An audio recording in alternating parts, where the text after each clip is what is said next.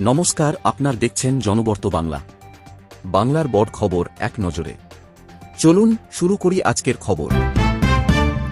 অন্নপূর্ণা ভাণ্ডারে বড় খবর। অন্নপূর্ণা যোজনায় যোগ্য মহিলাদের জন্য মাসে 3,000 টাকা আর্থিক সহায়তা দেওয়ার ব্যবস্থা রয়েছে। ইতিমধ্যে বিপুল সংখ্যক আবেদন যাচাই করা হয়েছে। যারা আবেদন করেছেন তাদের জন্য টাকা পাওয়ার বিষয়টি এখন সবচেয়ে গুরুত্বপূর্ণ। অন্নপূর্ণার টাকা না পাওয়া নিয়ে ক্ষোভ।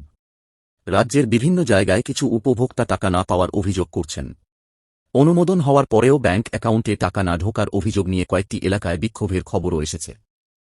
বাংলার মহিলাদের জন্য সরকারি প্রকল্পে নজর।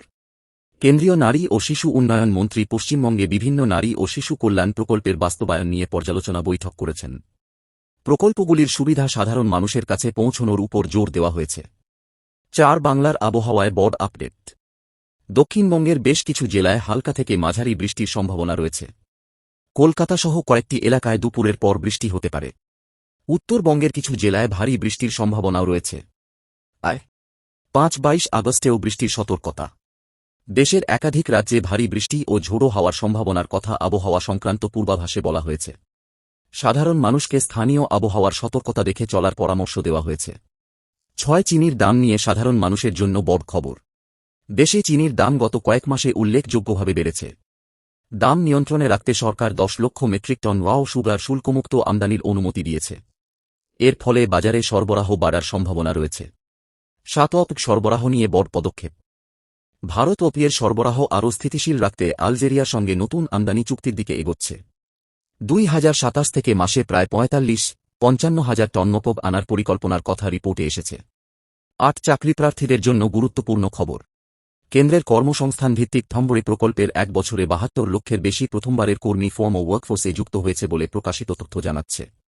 প্রকল্পটির লক্ষ্য আরও কর্মসংস্থান তৈরি করা। গ্রামীণ কর্মসংস্থানে পরিবর্তন। গ্রামীণ কর্মসংস্থান ব্যবস্থায় নতুন ভবগ্রামজি কাঠামো চালু হয়েছে।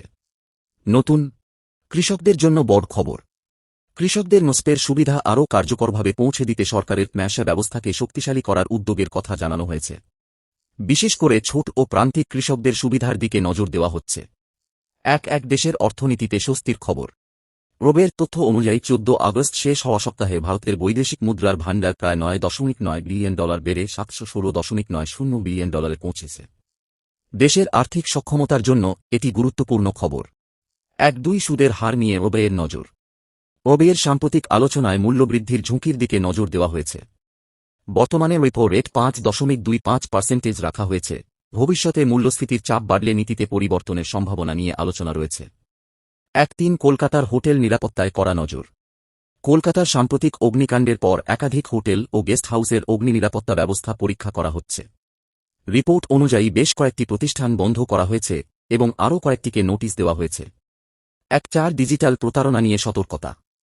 দিল্লি পুলিশের সাইবার সেল একটি আন্তঃরাজ্য ডিজিটাল অ্যারেস্ট প্রতারণা চক্র ধরেছে এবং 4 জনকে গ্রেপ্তার করেছে। সাধারণ মানুষের জন্য এটি গুরুত্বপূর্ণ সতর্কবার্তা। অপরিচিত ফোন বা ভুয়ো সরকারি পরিচয় টাকা চাওয়ার বিষয়ে সতর্ক থাকা জরুরি। News on air. 5 তরুণদের কর্মসংস্থান নিয়ে বড় আলোচনা। দেশে চাকরির প্রতিযোগিতা এবং যুবকদের কর্মসংস্থান নিয়ে নতুন করে আলোচনা চলছে।